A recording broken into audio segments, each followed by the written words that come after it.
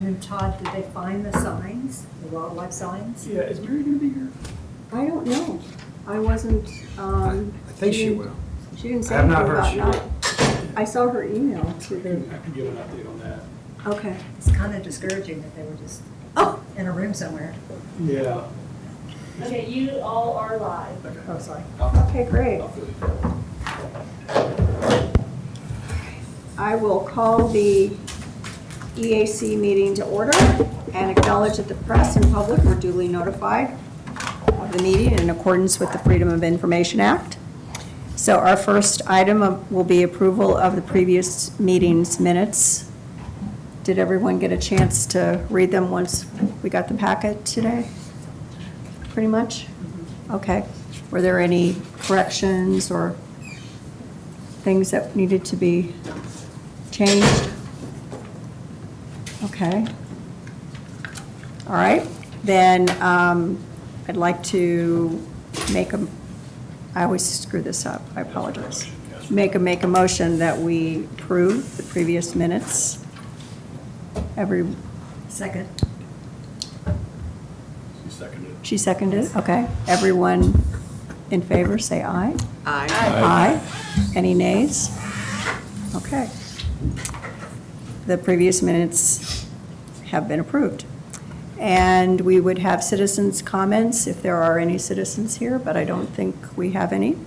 So we'll move on to the next order, which is old business. And the first item is the lighting ordinance presentation that we've been working on. Todd's been working on. So Todd, are you ready? Yeah, I was not at the meeting today, but Douglas and Matt met with Dominion Energy. That was the last step in the process, was to get clarification on what these turtle light bulbs that we've been discussing, what that, the specifications of those bulbs would be, and so that we could write into our ordinance what our street light specifics would be. And so I wasn't in the meeting this morning. Matt and I did a quick debrief call, but I'll let you guys give an update on that if there's anything worth sharing today. Well, I will say that the ordinance specifies, is it low sodium bulbs? And he said that's a technology from the 50s. Yeah. Yeah. Hasn't been used for, we didn't think since the, really probably at the time that it was adopted, they probably already were not used. So they don't have any ability to use those, and they couldn't use those. We did talk a lot about what the other communities are doing. Edisto, Kiowa, Foley, was it Kiowa? Or was it just Edisto? Edisto, Foley, yeah, I think those two. And we talked a lot about Kelvin's, we talked a lot about, the turtle-friendly lights. I think at the end of the day, we have about 400 streetlights. The cost of a regular streetlight is $300. If we wanted to enter into an agreement to change those out, Dominion would be willing to do that at a cost of $900 per light. We What was talked- it originally? What So was? 300 is kind of Wow. the standard cost of a fixture. And how many are there? About 400. 400, 385. Is that So we're not just inside? talking a bulb, we're talking the whole entire. And it has to fixture? be the entire fixture. They don't do, I guess with LEDs, they don't, it kind of went into that rabbit hole as well. They don't just put in a new bulb. They put in an entirely new arm and a new fixture, but they're doing that already. So they do that with their existing lights. As they become, they can't repair them, they replace the entire fixture at a cost of about $300 per fixture. Did that include Wild Dunes as well, or was that? No, so according to, I think it was between 100 and 150, and in Wild Dunes, they were saying that it was really within each of the different neighborhood associations. Yeah. Their billing, they said they didn't think they had any on kind of the main, like Palmetto, no kind of traditional street lights, which I couldn't remember if they were in there or not, but that the lights are really in the HOAs Yeah. when they turn in and go into a. Yeah. into Yeah, a there arc. are some. Yeah. On Palmetto? Yeah, but it's pretty dark. I mean, you get more when you get closer to the Lynx Clubhouse and the driving range area. Okay. But the rest of the way, it's very, tell me if I'm wrong. There's a couple other spots, and they're pretty bright, but it's just, it's not, there are not many. There aren't But you're many. saying there's 150 inside of roughly, inside of In Walden, addition. In addition to the 400. to, yeah. And That's a then- $500,000 project to do. Wow. Well, Yeah. you said the cost per light is 300, but the cost to do the whole fixture is 900? So the cost of the existing non-turtle friendly, and he was 300, so it's 3 times the expense to do what is he coined as a turtle friendly light. Okay, There was a little bit of, he talked about the fact that the $300 fixtures, the standard $300 fixture was a 4,000 Kelvin light, that they have what they consider a suburban fixture, which is a 3,000 Kelvin light, Yeah. that's also at the $300 level. Yeah.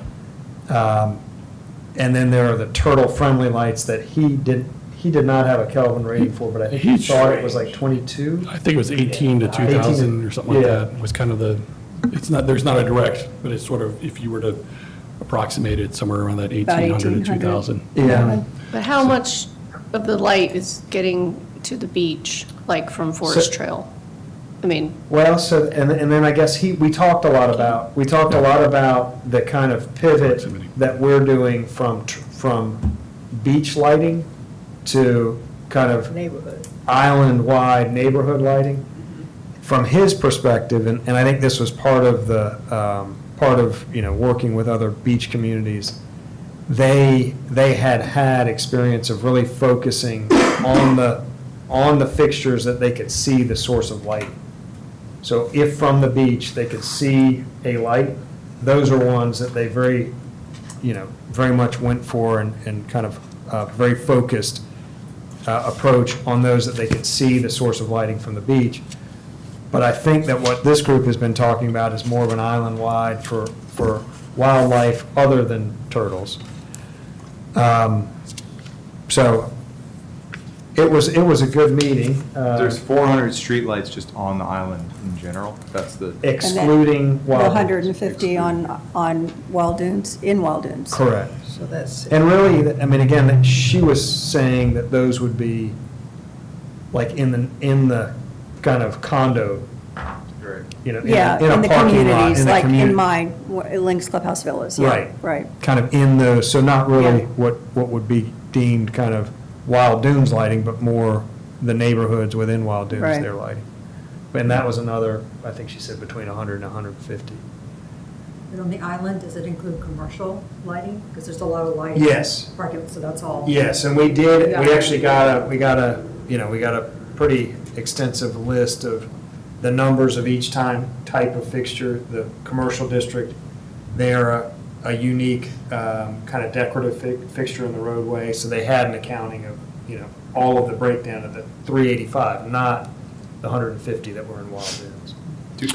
do we know how many we can see from the beach? I mean, I'm worried about, if we replace them all with these turtle lights, you could cause a different problem. There's some lighting that's probably like, it's good that it's bright. It's safe, for safety reasons, like at the rec center and stuff like that. I'm not sure you'd want to, scale down by 2x how bright the lights are. Well, so this is kind of this thing of, are we targeting the turtle lights? And that was part of our conversation this morning, and it sounded a little bit like the other communities they were dealing with. It was specifically kind of a turtle light. So it might be, so if we were to just go the stretches that were close, adjacent to or visible from the beach, I'm sure that would be a considerably smaller number than the 385. But I guess, again, I think I was thinking that part of this pivot was to go island-wide for all wildlife. And I don't know if, and he was talking about the turtle lights having a wave frequency that was unique to turtles specifically. So there's a little bit of It's that- unclarity about. It's that amber It's coloring. amber. That's what, Yeah. So if it's As a opposed to turtle-friendly light, It's a Would- softer, it's not would we- that blue-white, it's more of an amber color, yellowish Yes. amber but color. would we also classify that as a generally a wildlife-friendly Yes, light as yes, well? Yes, Okay. Yeah, yes. Yeah. he was not as focused in on the wildlife aspect of it. He was very much kind of turtle, familiar with the turtle effort. He did also say that Edisto they are creating some custom-made fixtures that have the proper Kelvin, and then they're putting a shield on them, because they're wanting to shield back the spread of light. And he was suggesting that we see those, once they're made, once they're installed, and kind of see if they're a benefit to the community, make some decisions about if that's a direction that we wanted to go. So it could be a test. Yeah, they're kind of doing it, they're Several. doing a test. He also said that, and I don't remember if it was Edisto or Folly, but that one of them had received a grant from, I think, was that? State Wildlife Agency. Yeah, so there was some grant funding to change out some of the fixtures. So what other wildlife would be impacted by the lights besides the turtles that we would I want want to? to defer to Todd. I think it's kind of all. It's the pollinators, it's the deer up in Wild Dunes, it's the humans too, that's the part we keep leaving out. It's the medical impact to humans of the blue wave light and what it does to melatonin and, your impact to sleep. So there's that part too. But then we talked about what the other islands are doing is the water on the back of the island, the marshlands, the interior, natural areas, that sort of thing. Having spotlights with 4,000 Kelvin blue wave lights going into the forest, it just takes away the dens or the nesting area or the pollination areas for different types of wildlife. So all the other communities are doing something more broadly than just the beach, and they're doing it for all the above.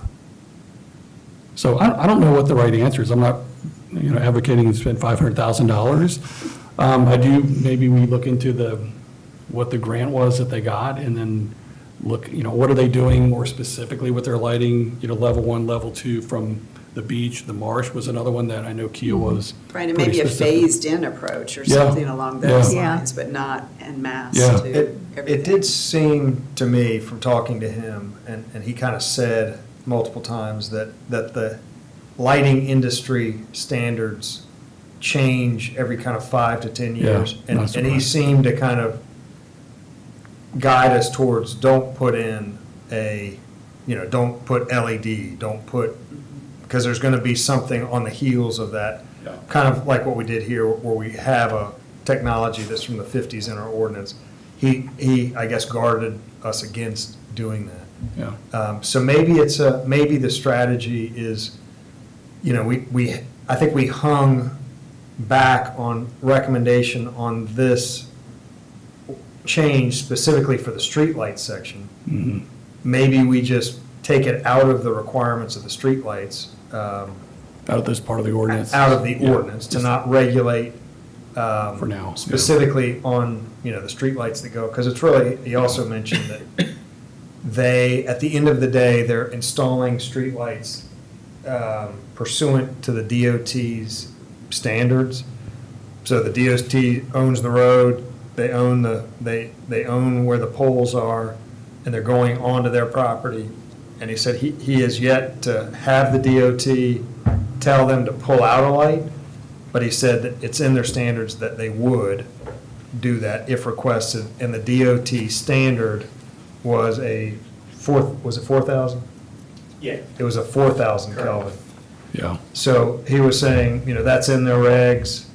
We doubt that they're going to come back to us and say, pull it out, but that we would have to acknowledge that we're agreeable to accepting the risk of changing them out, or we would need to go through a process with the DOT Yeah. to say, hey, the regs say 4,000, we would like permission to do 2,200. So I think all that to say is that maybe we separate the street lighting effort from the ordinance and Yes. which I think is the real thrust of this initially was to stop kind of new construction having floodlights installed that's going into, natural areas or neighboring areas. Yeah. And that makes, I mean, that DOT's point is, they've come up with that number for safety reasons, so it does kind of make you, Yeah. there's a little bit of reason to think that, they probably put a decent amount of thought into that, and probably the spacing of the lights and everything else is where they're coming up with that number, so. Yeah, he mentioned that. He said, probably if you were to go and he doesn't know who's asking for what permission, but if you went and asked for permission, they would probably ask for a study of the light, present kind of a plan with that study and results, and then kind of accept any liability that came from, the change. Yep. Now, the other communities have done this, we know that. I don't know to what degree and where, but some of the roads. And he didn't know, he did not know. But the same thing you just mentioned, they had to accept, there was some liability that we recognized that less light could mean higher risk of accident. They basically gave them a waiver, and then they allowed them to change the lights. So we know they've done it. Well, we don't know that they asked permission. I think I Might be recall planning to beg forgiveness. specifically on the calls where they said they had to, I remember this from Heritage Plantation up in Polly's, and that was different, that was Sandy Cooper Energy or Sandy Energy, but they had to do something that basically said, we waive, or we don't hold you liable for, potentially what happens if you lessen the lights. Yeah. Like they'd had to sign something to that effect. So somebody did that. I remember us talking to them. We actually talked a little bit also about, are we lessening the light? Are we making it less bright, or are we just changing the hue of the light? It's the hue and the Kelvin, which is the heat of it, probably does impact the intensity of the light to some degree. So, yeah, I'm not a light expert, but I slept at a Holiday Inn last night. But you can't put a filter on it or put in a different bulb. There's no simple solution, It doesn't sound like it. Seems like that should be. Okay. the same. Yeah. because red light is okay, right? Or Yeah, but nobody's gonna. Nobody's It's not gonna. enough for anything. But the We'll have different issues amber, there. Amber light or something. the amber is. And there's always shielding. Yeah, yeah. SCE and G used to come and we'd tell them the number on the pole, and they would come and paint out that side of the light that was facing the beach, and it was a simple fix. Wasn't expensive. They won't Mary, do you have a? They won't do that anymore? Well, this is Dominion. I've never heard of them doing it. I don't know Have we- their policy. Can we ask?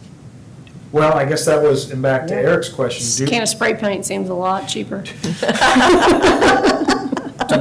do you have a sense for whether or not we have streetlights that are visible from the beach at night? Where the actual source of light is visible? Yes, there are places. That are our I couldn't- streetlights or that I are remember like a Sergeant business Jimenez wrote us one time, and he just was talking about the ones that were even back on the second row, like on Carolina Boulevard, and he made a list of all the, and I thought it was a little bit extreme. I thought, this is not going to lead to anything, Yeah. but yeah, there were ones that were Visible from the It beach. depends on if you're right at the path. I know on Ocean Boulevard, if you're looking down that path, and turtles have gone, hatchlings have gone up the path into the street and been run over because of streetlights, like at Sixth Avenue, other places too, Second Avenue.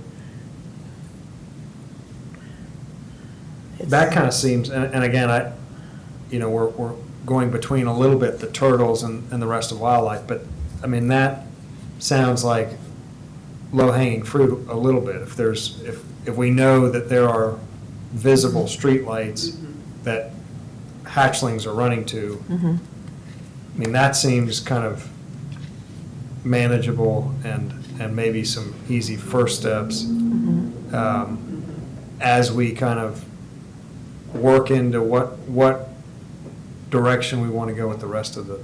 But do we have to have an overall plan, I mean, a long-term plan, or can we just kind of do it in pieces? Can we do it, yeah, can we do it in pieces? He did not really, and I don't know that they would have a policy against that, but we asked, like, okay, what if we didn't want to do, he was kind of pitching this thing of a wholesale revamping, probably a $400,000 or $500,000 project. And we asked, well, what about when could we kind of have the standard where when you replace it with this? And it was a little non-committal, and he said that it potentially, kind of potentially, maybe was, I guess, the answer, that they would have to, because they're pulling from their stock and their warehouse, and we'd be asking them to kind of keep stock of a device that nobody else is using.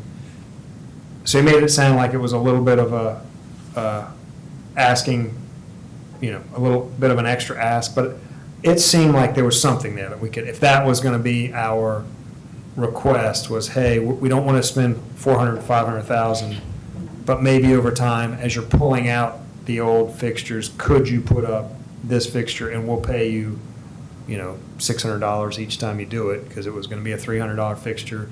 We're asking you to put up a $900 fixture, we'll pay that. I mean, that might be, I could see where they would be agreeable to that. Does that happen often? Do the streetlights go bad and have to be replaced? I just don't remember seeing that in my neighborhood. Yeah, he did indicate that the new ones were super robust. They That are. that We had a new one installed in our. Cul-de-sac. And it's well, it's like- clearly a $900 fixture, so I guess it would be. Yeah, and well, I mean, maybe 3. and it's right in front Is it of bright? my one neighbor, and I mean, it looks like daytime Oh, gosh. at night now. It's just ridiculously bright for our little tiny cul-de-sac. So it's the bright blue-white. Yeah, it's Oh. really, and they must have to get blackout curtains for, Yeah. because it's just, and right by the bedroom, anyway. I He feel bad also, for just them. an interesting kind of aside, but he said, I guarantee you, it's exactly split 50-50 in your community, where half of your residents would like everything to be brighter at night. And he said, that's what when we start into this, and people are kind of gravitating towards but he's like, it's always about 50-50, and sometimes it's right down to the block.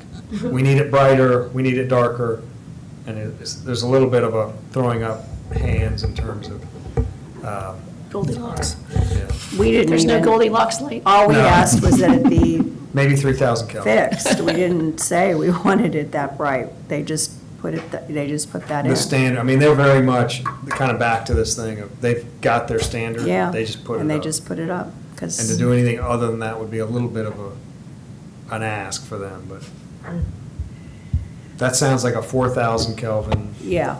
$300 I light. would guarantee you it is. Did Kiowa and Edisto do it on their whole island or just on the beachfront? Edisto is, I think it's Edisto. I mean, that's on the- Edisto and Folly. Yeah, Edisto is That's the on wrong the, one. and it sounds like both of them have not done it yet. They're getting these prototypes built for Edisto that they're kind of studying.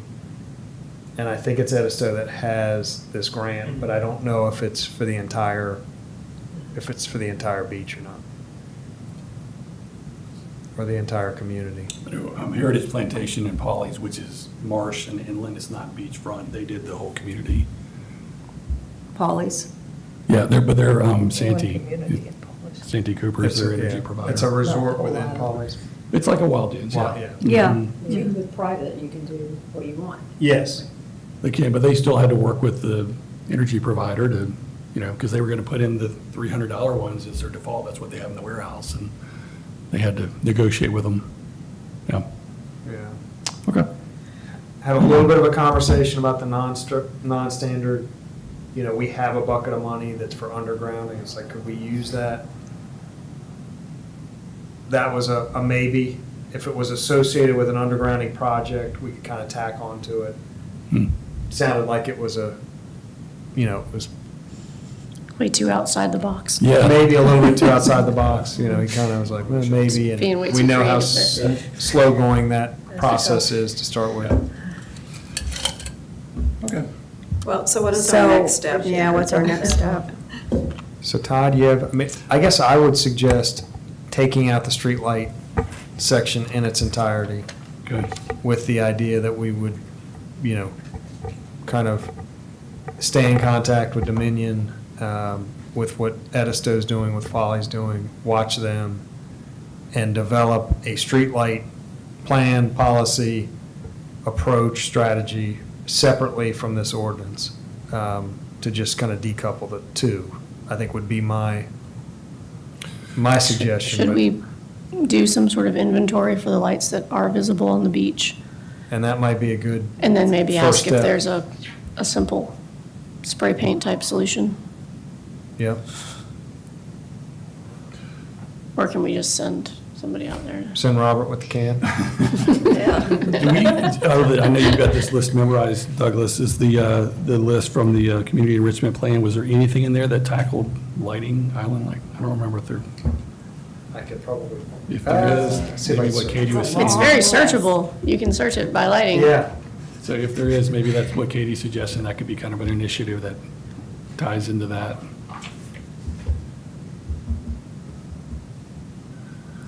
But to answer your question, yeah, take the ordinance draft that we have, strike the language around the streetlights, and then package it up. One of the things we talked about was putting together a, sort of a pitch, explaining why we're wanting to do this and what other communities are doing, and that's where we wanted to get some help on that and have some eyes and ears to take a look at that before we send it to council. So I think that's the next step. Create a guide with electronically and imprint form for residents, developers, contractors regarding plants, eco-friendly landscaping and lighting practices. Right there in the plan. Perfect. Coming back to you all for study. Okay. Is it listed under environmental? Look at that. Yeah? Okay, Is good. this the Okay. first, is this the first use of the spreadsheet in an actual committee We- meeting? Yeah, we, Further down the agenda. yeah, Well, we're going to second use. That'll be our second use. The staff has actually used the matrix No, I mean, a at couple like, times. at a committee meeting. But at a committee meeting, No. yes. I It's think pretty that is. exciting. I'm excited. okay.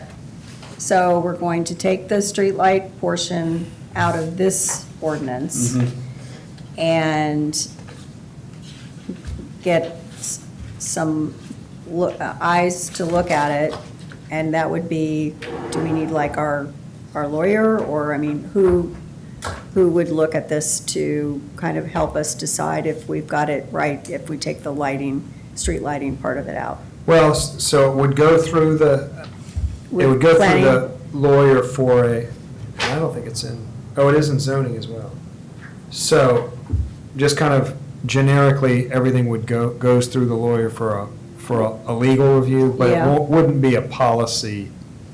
If he was to make a suggestion, it wouldn't be really a policy change. Right, I mean, that's- okay, that's but your he would just do recommendation. a But basic kind of legal review? Yeah. Okay, and then it goes to, It would go, so the steps are, it would go through a committee of council, which would be the Public Facilities Committee, which Katie sits on, so that would be good. It would also go through 2 readings of city Yeah. council, including a public hearing with city council. And in addition to that, it would be a trip to the planning commission. So it's a fair number of steps in the process, but and a workshop, so council workshop, so maybe 4 or 5 different meetings it would go through. I think it would be good for somebody, Todd, I think you were nominated at the last meeting, if you're willing to do it, Yeah. to talk to and really I would say that the bulk of the kind of conversational parts of that happen at the subcommittee, so the Public Facilities Subcommittee, and then at the workshop. And we could put this on the June agendas for both of those. Okay. But does Todd need to develop something first and have this committee That's look what at it That's beforehand? what I'd like to do. I'd like If you would do like that, to, just yeah. get a subset. I know Sean has volunteered, Okay. Cindy volunteered, I think Eric volunteered. Is that right? Whatever you need. I thought you did. When you read this, it Yeah. doesn't specifically call out streetlights. It just is general lighting, so would you say with the exception of streetlights, or? I think there's one in section D or Is E, there? the very Okay. bottom that had a streetlights and used to have some kind of a low, Publicly owned lighting? Is that, okay, Some streetlights low and lighting at sodium. parks. Yes, so it's Okay. D.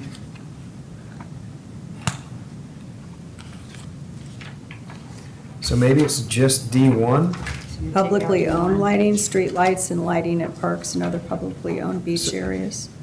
So it might be streetlights gets struck. yeah.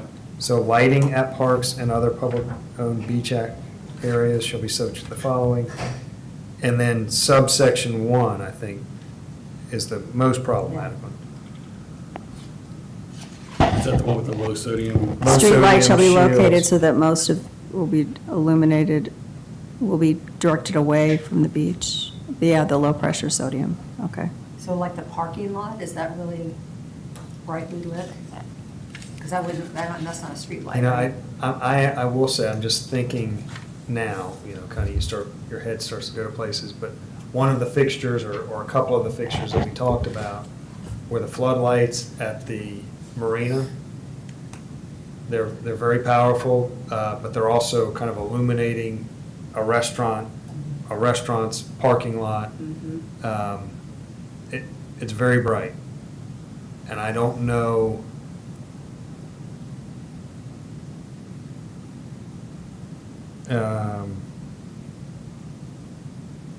So what would this do to them? This would make them either shielded. Shades or shields that will prevent backlighting. Actually, we It need to is take that off though, super right? We need to take those dates off, don't we? The dates? No, And During Cindy, turtle season. were you That's also turtle thinking season. about the parking lots just on Front Beach too? Yeah, like when you're going to the beach. I think Right. Those are pretty. Yeah, visible. that- Yeah, Yeah, Are you talking about County Park and the? yeah. uh-huh. I don't. And that's for I safety. don't remember how bright those were. Mhm. I just know, and obviously the restaurants are very busy at night, so there's a lot of, and I'm guessing that. And those stay bright pretty long, because I lived on Morgan Creek, and Mhm. we had to get blackout shades, like. Mhm.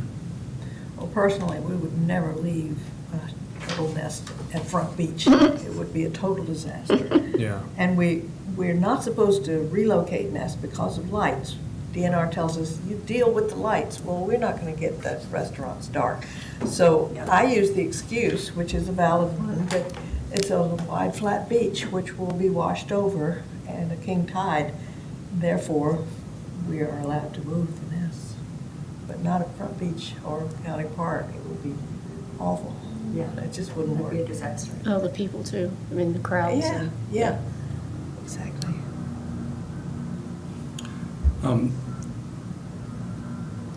Can we run that by the lawyer too, just to get a point of view before we just strike that one? Let's go in with that as our plan, but let's get a point of view from the Yeah, lawyer. I would not want to take liability, like if someone gets hit. and it's gonna No, well, I change guess the lights. taking the lights shall be equipped with low-pressure sodium bulbs, taking that out, it kind of makes sense because that doesn't even apply anymore. Right. What do we do with the rest of that section, though? You know, the can we shades leave or it? shields that will prevent backlighting. Yeah. Because, you've got a lot of marsh on the other side of that restaurant, So I'm not sure we strike it And- all together. intercoastal.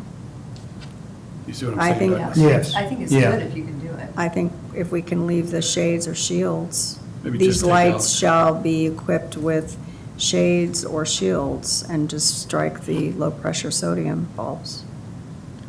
So I'm now wondering if I'm looking at the correct version of this.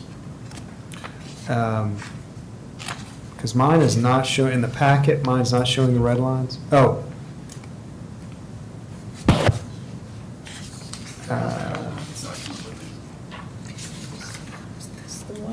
Is it the one that was created on August the 21st of '24? That's the one that I have. Yeah, I think we put the non-red line in the,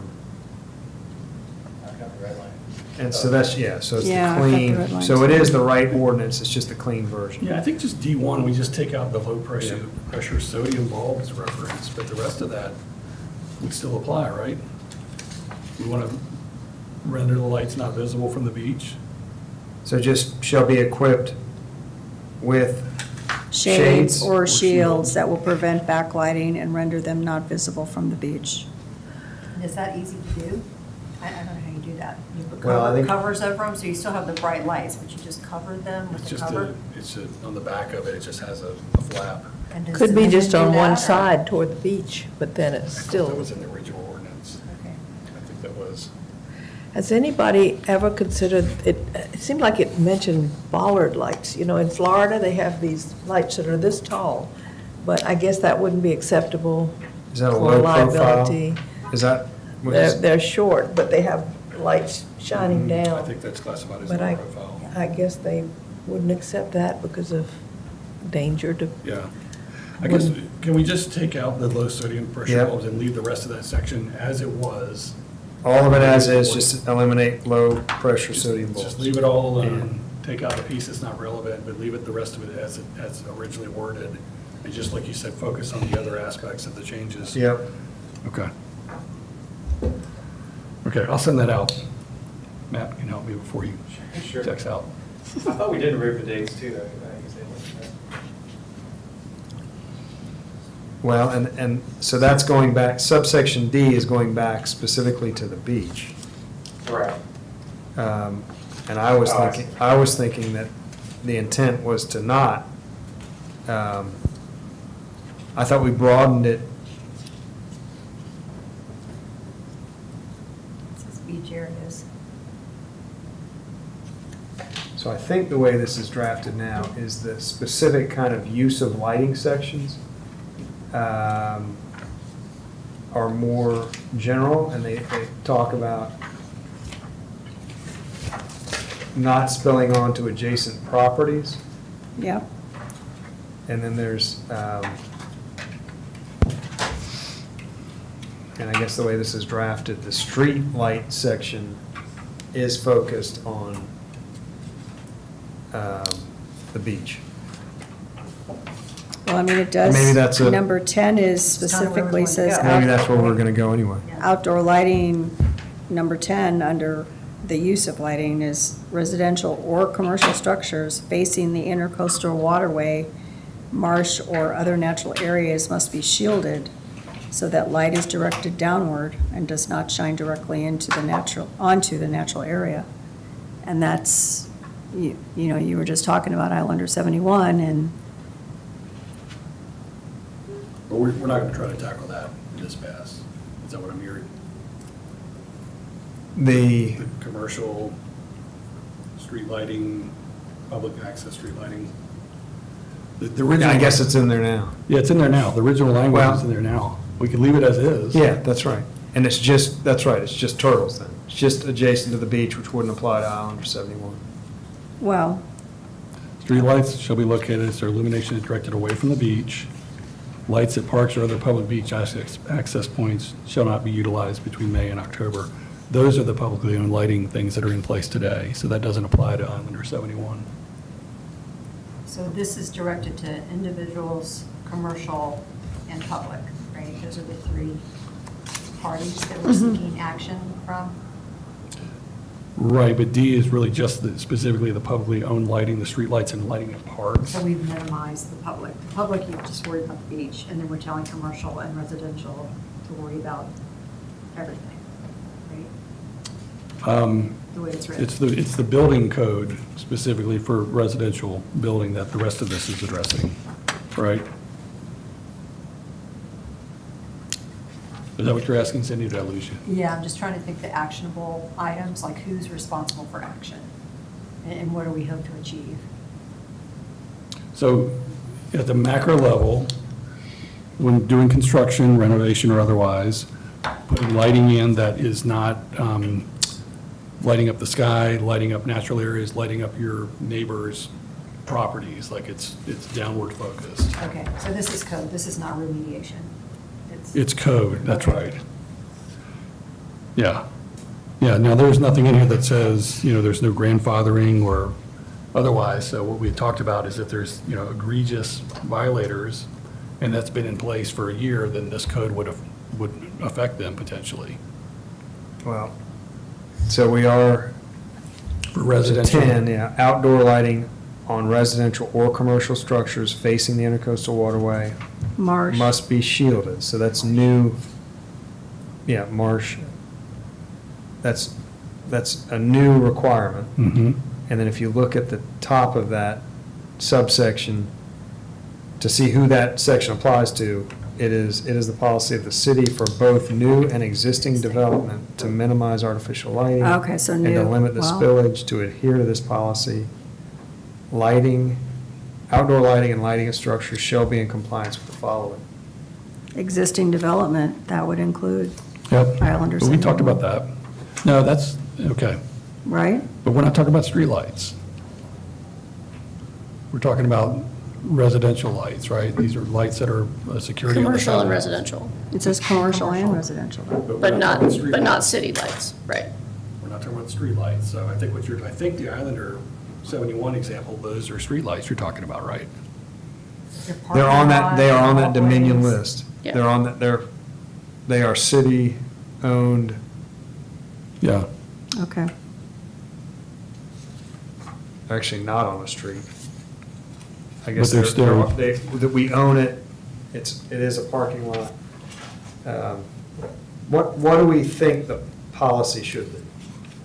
Do we want it to be that if it's a light configuration that existed on the date of the adoption of the code, it's grandfathered?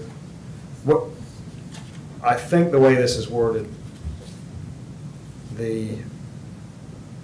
and if it's not the Islanders pole light, I mean, I think that whole building is well lit up. Would it be our intention that it not be illuminated so that it could be seen, kind of brightly in the marshes or the? Yeah, I guess, is the light shining into the water, or is it shining down the parking lot? It is shining into the water. Yeah. It's shining into. But it might be a safety issue because people can fall off the bulkhead or Yeah. fall off the docks. You're gonna get it, I think it's gonna be a lot harder to pass if you get all that walk back. And you got a lot of people go there every night, boaters, residents.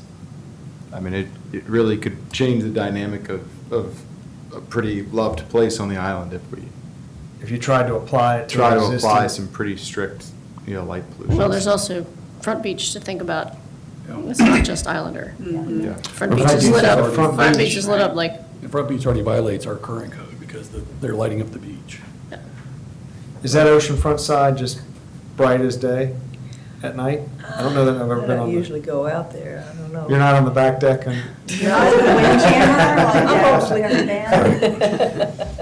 Right. What if you just targeted residential as a starting point? And that makes things, it's less impactful, for sure, but it's also, seems like it would Simplify. get rid of a lot of the stickiness. I mean, you mess with the windjammer, you mess with the Boathouse, marina, boathouse, people get, marina, Yeah. and Front Beach. I mean, you also have the argument in those places that, I'm sure that if the chief was here, he'd tell us that we need lights. We want it So to that be people don't Yeah. lit get, up and safe. I don't think we want to take that so liability. that we don't have, complete darkness of people going to bars and all the problems that would come with, so. I think the issue, and the other islands have addressed, is really the lighting into the water. Like, and you can see the bottom of the intercoastal waterway at night. That's not good, right? I mean, that's what they're trying to avoid. So putting, post light, pole lights that are downward on the pier so that you've got visibility on the pier itself, lights over the parking lots that are, well lit because that's where people drive, makes sense. But having a light that blasts into the water and you can see the dolphins swimming at night, that's not what we want. That's at least the theory from the other islands. So I'm not sure the best way to get there. I do like what Eric said, just tackle the residential development piece. That's the easiest. It's a step forward. See how that goes? Yeah. And then, can build from there, but I'm okay with that. So subsection 10, we just strike or commercial? Why don't we take another, just pass at it all Okay. together with that sort of spirit in mind? Okay.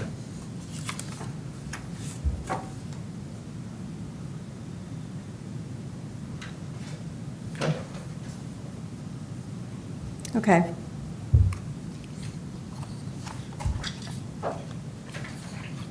All right, then let's, I'm going to give a real quick, some comments about the interpretive sign project. Susan Hill-Smith has been out of the country for the past month. She's traveling. And she has been working on getting quotes. So she was able to get 2 more quotes, reworked quotes from EnviroSigns, which was the company that Matt had provided, told her, Matt had told her that they had provided interpretive signs to the College of Charleston. And she's got 1 quote for about a total of 14 mounted signs for about $12,400, and then another one that's similar, that's a little bit more expensive because of the way that the signs would be mounted on the railings. She said, these quotes include basic graphic design, but do not include costs for illustrations or photos, so I think overall cost could still get up to $20,000. EnviroSigns does have illustrators available in-house that we might want to use, or at least for the more complicated, larger signs. And then she asked me to contact DNR to talk with them about what kind of graphics and/or wording they could potentially provide to us that would help, to be given to a sign company to help develop the actual text, et cetera, for the signage. So she's got those 2. The original quote from, let me see if I've got it under here. Pardon me 1 second while I dig through. The other sign company, Vacker, I don't think she's moved forward with them. They were the ones that kind of ghosted us after we got into the process. And the other sign company was Paneer. And we had a ballpark quote from them, again, for about 14 to 16 panels, and that was around $12,000. So it's looking like the actual signs with the frames, again, excluding text and graphics, is somewhere going to be in the $12,000 to $13,000 range. And so the next step will be to get all this put together and then also get the final cost as far as the text and the illustrations, and have something to present after she gets back into town.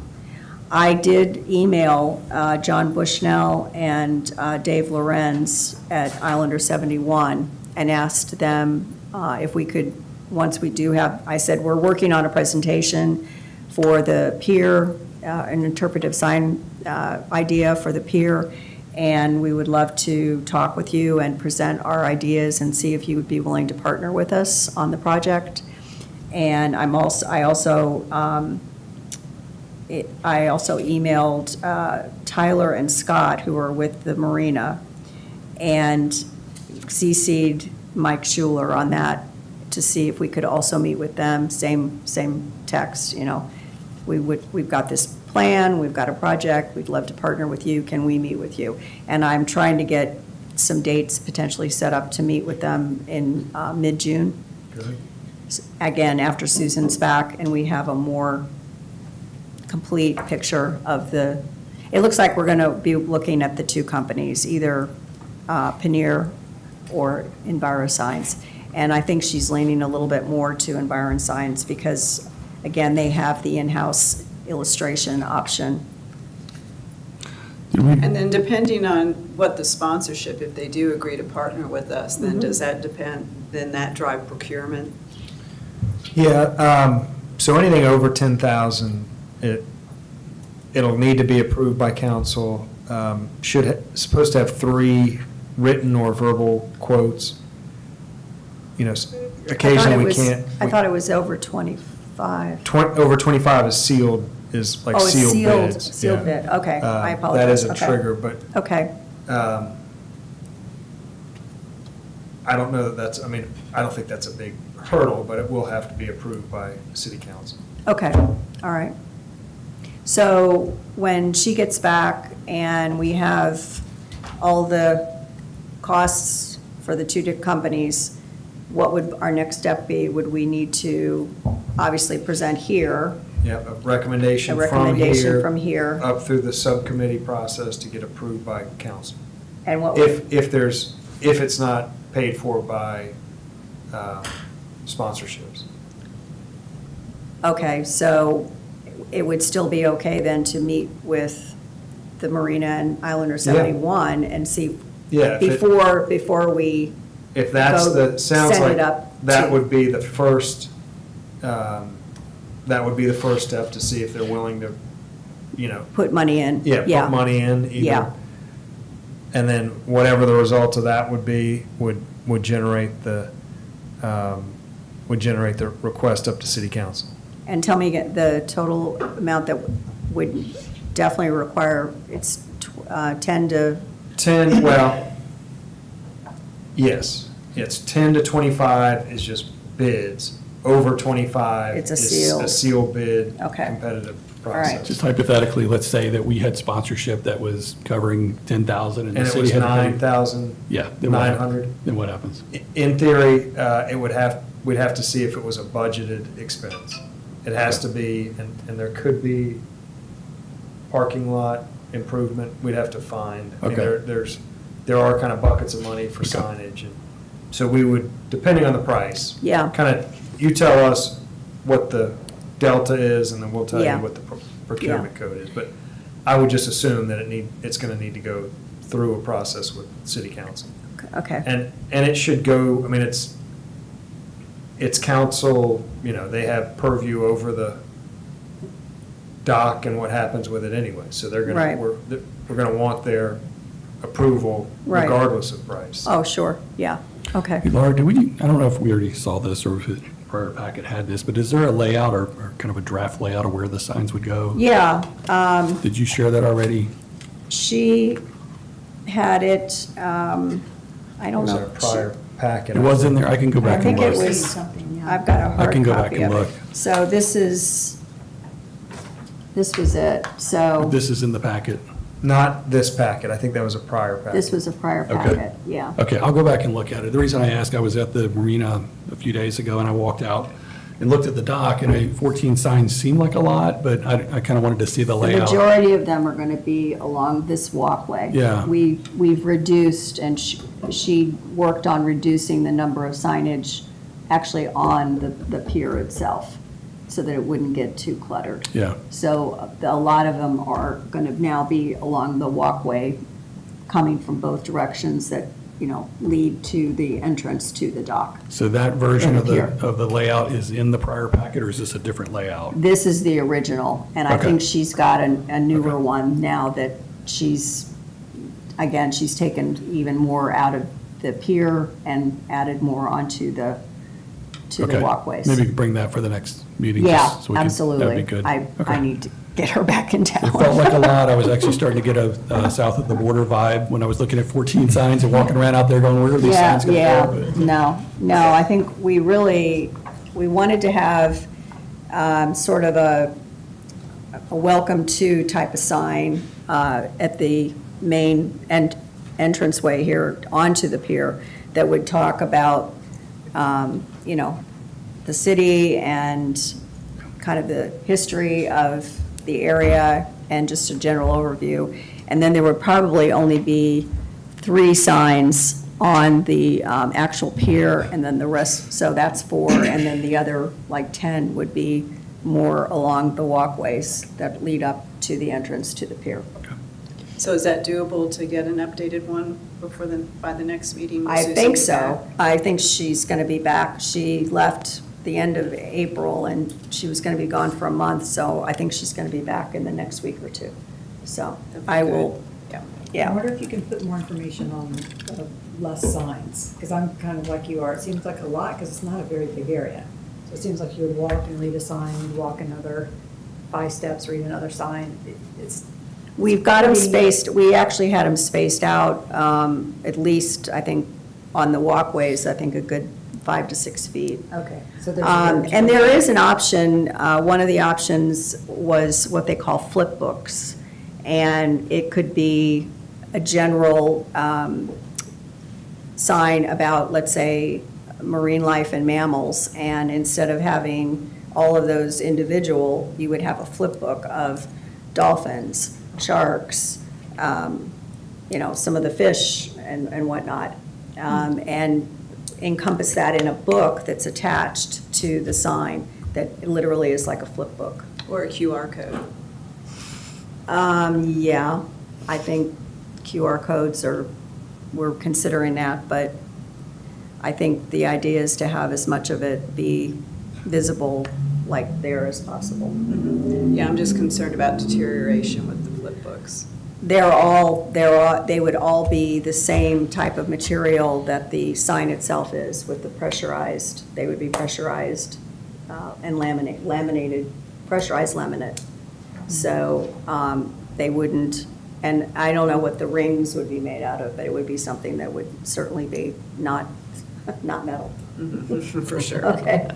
So, and those are more expensive, but you can encompass more in one sign than spreading it out. So ultimately, it can be less expensive.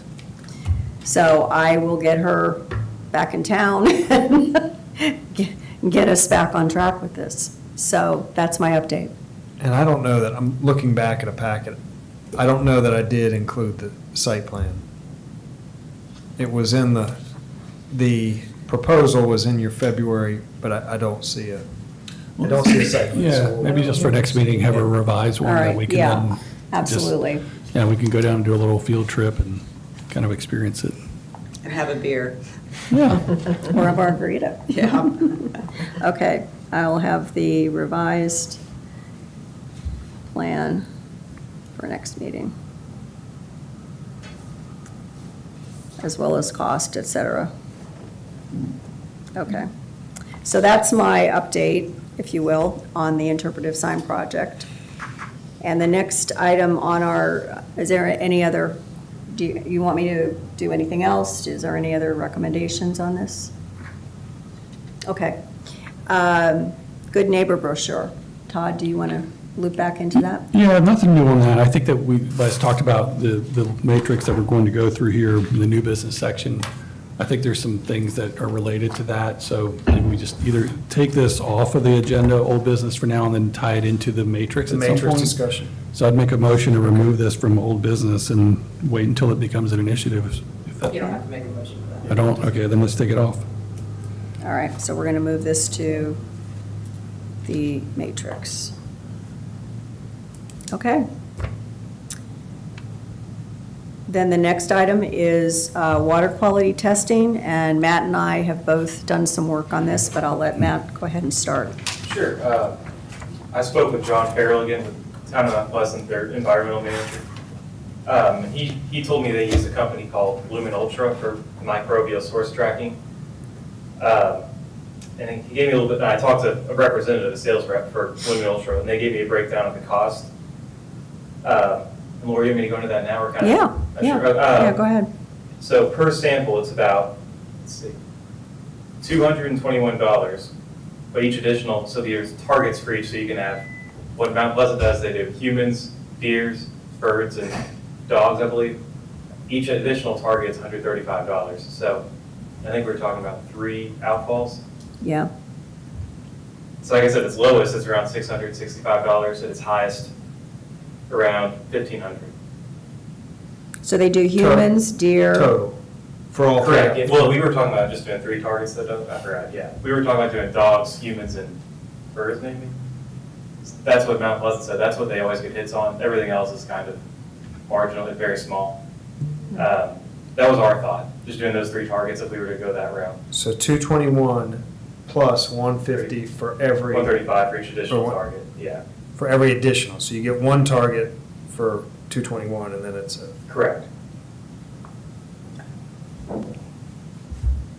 So 491 times 3 is how you came up with the number? Correct, yeah. Well, I actually did 4, because I think we had 4 outfalls originally, but yeah, 3, so it would be Okay. 491 times 3. Okay. Yeah. If the only thing we really care about as humans, why dogs or birds? We talked a little bit about this, going, and I think that we were coming to the conclusion that it wasn't much more to get that additional information, and maybe we'll get to that. And that it would give us the ability to tie back to the GEL study that was done in, whenever it was, 2007. And there was a pie chart back then of all of your bacteria, this is the breakdown of your offenders. And I can't remember the exact result, but I know that it would give, we have kind of a baseline of information Got that it. could, and it would, if we go back to that information, I think it told us that kind of, I'm gonna say like 5% was human, 95% was some animal. And I think that if we did all of them, we could see if the kind of percentages were roughly the same, or if we had increased the human. But did the old thing break down the animals? Yes. It like, of the animals, then this was this percent dogs? Yes, Okay. and I think got it was high percentage deer, is my recollection, which was. Oh, you said even- deer, right? Not dogs? Well, deer. right, test for each, right? Right, they Oh, would, yeah. deer, They're dogs. separate. You Okay. skipped deer though, right? Didn't you say? Yeah, they said they don't birds do and it, in dogs? Mount Pleasant at least, yeah. Oh, they don't do deer? They stopped, because they just Okay. didn't get enough hits on it. Okay. And this, the name of it, was this Lumen Ultra? Was that Yeah, the? Yes. yeah, LUMIN. That was, Ultra. okay, that's, Yeah. Wolpert mentioned them. Okay, all right. I mean, the other is interesting, but if it's costly, the only thing you can do anything about is human and dog, right? Like, you're not gonna shoot the bird. Right. That's right. So it, if you wanted to save money and try to link it to something that's actionable, you could do too. Yeah. Yep. And then, is that? Yeah, that's pretty much all. I have for Yeah, that. and Yeah. I contacted another company that was recommended called Wolpert. They also do the MST, microbial source tracking, and they can do the 4 different species testing, and it's about the same. It could be around $800 to $1,000 for a 4 species, so it would probably be close to the same cost if we just did 2. Which would be the like 225 and then an additional 135. So we might be looking at, $400 for a 2 species testing.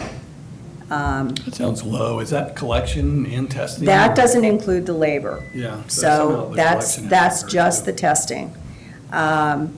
They do a routine sample, and they really want bacteria levels that are high to leverage it.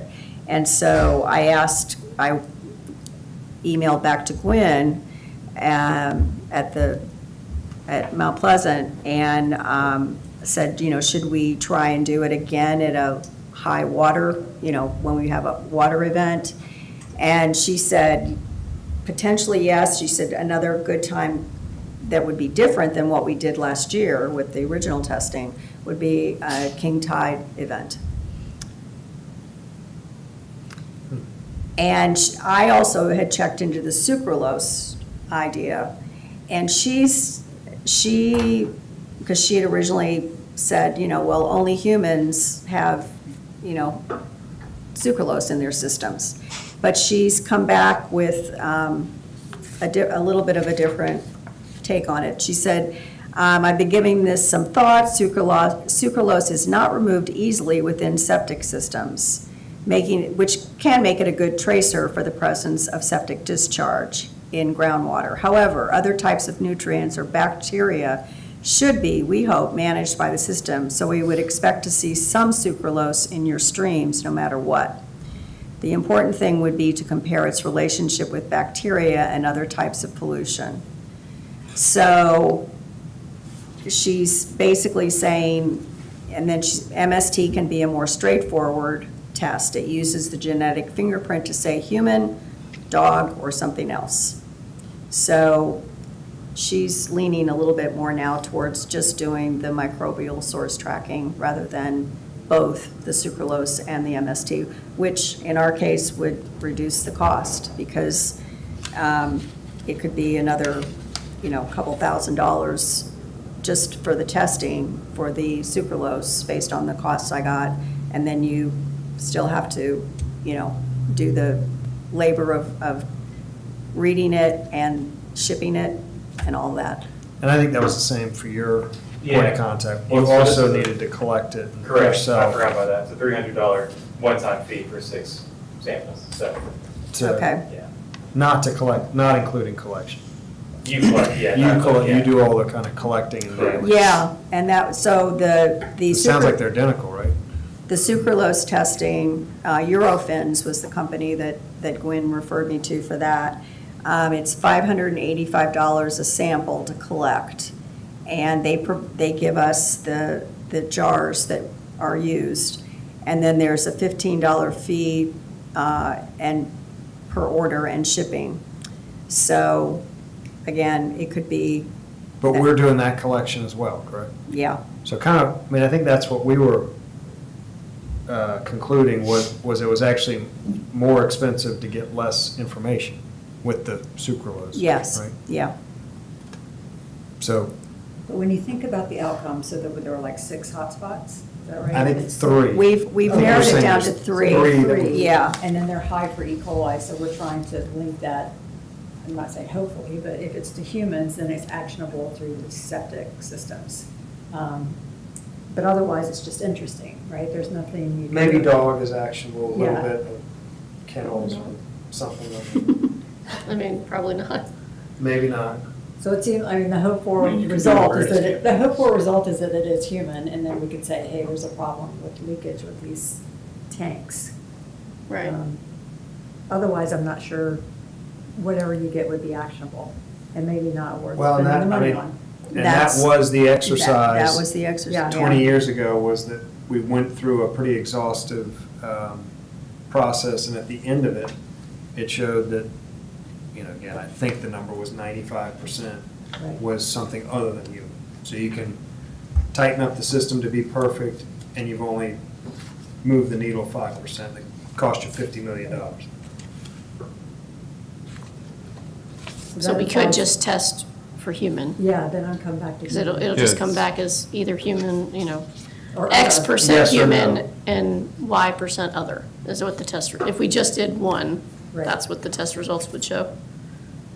Is that correct? Yeah. Yes, Yeah. Correct. yes. So why not just do that? You'd save $300 a site, so Mm. it's 900. Because you can't do anything about it. I feel like that anyway. just seems so, yeah. Yeah. I mean, that's There's the answer we need. There's already a lot of dog poop signs and things. We're Well, not and if it's fix in that. people's backyards, there's nothing that you Oh, can do yeah, about it. that's Yeah. true too. Unless all those containers get dumped in one place, and then there are these 3 hotspots. Yeah. Yeah, Well, I I'm, think that, but, so if we just test for human, and it comes back, yes, there is some amount, and your amount is the X parts per million, Mhm. you then don't know if you fix it, do you go, again, back to the rationale that's always been latched onto, is of all your bacteria, only 5% of it's human. They But that's can't- what, that's what they're gonna tell us. Will the test Right? wouldn't tell us that? Yeah, I would think Would there'd the be a test say percentage. of the bad bacteria? I don't think so. I think it's gonna say, Yes. in your sample, we found 6 parts per million human, Oh. right? I mean, I think that's, But isn't that out of the No, it's gotta give you a percentage or parts there's per no million point. of, yeah, there's no. Yeah, I Because we mean- know there's gonna other, be you think it's gonna be a pie chart of other. human and other. Right. Maybe we need to confirm that. Yeah. Because you're right, if not, it's completely worthless. It's There's useless. gotta be some human in Right. it. Yeah. Yeah, if it's just saying you have human, then that doesn't do you, you gotta have to, we have to have a number. So if it's, 50%, then okay, we have a serious problem with Right. septic tanks. If I it's thought it was an E. 5%. coli number, and then this is the DNA testing of the E. coli, this is Right. what is human, so you have Yeah. the denominator and the numerator. Yeah, you should have You should get a percentage, Yeah. I would think. They Unless sent me a sample, I can send, distribute that, I haven't looked at it, but like a sample report of what. I And think it would Mount tell Pleasant's us if- actually, yeah, I don't know what data's on there, but. Okay, yeah, I mean, I got a sample for the sucralose, but if we're not going to go down that road, but it was very similar to what, the type of analysis that we got from this water quality with, each of the, and it actually broke out aspartame, saccharin, and sucralose. And gave the, percentages per unit. Or if there was no result, if it wasn't there, then it was like ND, not detected. So if, it sounds like there's consensus on if the result is a pie chart of your E. coli, this percent is human, we just do human at, that should be $221 For three outfalls. per outfall, we do it for 3 outfalls, so less than $1,000. Right. If that's the case, I think we just do that if we can. Why are we not doing dogs as well? Is it because There's we? nothing we can do about it. I think there is. I think a awareness campaign, hey, did you know? Because I see people burying dog poop on the beach and they're like, yeah, it's just gonna decompose, it's all good. They don't know. Yeah, and I don't know if we would get, I think that's where, I guess I was thinking of the kennel, the concrete floor right up against the ditch, and there's a Yeah. guy, just spraying it into the ditch, which I That think. guy's not gonna change his ways if that's But you happening. can shame him, publicly shame him, he would change his Is ways. he one of the hot spots? If the whole island said, what are you doing? Yeah. Cindy says it all the time. If you I've if ridden you with give people animal information, control on do the right beach, thing. and he comes up behind people who are kicking sand over the dog poop, and he really gives it to them. Yeah. Yeah, that's illegal. Yeah. He lets them know, but I It guess. grows into a poop tree. And they know they're doing something bad, too. Oh, I know. They always look real guilty. Any rate, I don't know, it's not a lot of money. Yeah, I would, $120 more, is that what it was, to do the times 3, to do the dogs too? 135. I agree with the deer. We're not. I don't think we need deer, and I don't think we need Change your birds. diet, maybe. Change your diet, get that one guy to stop Birds, giving them corn, maybe, that would be good. Dogs and people, or just? That's what I would recommend.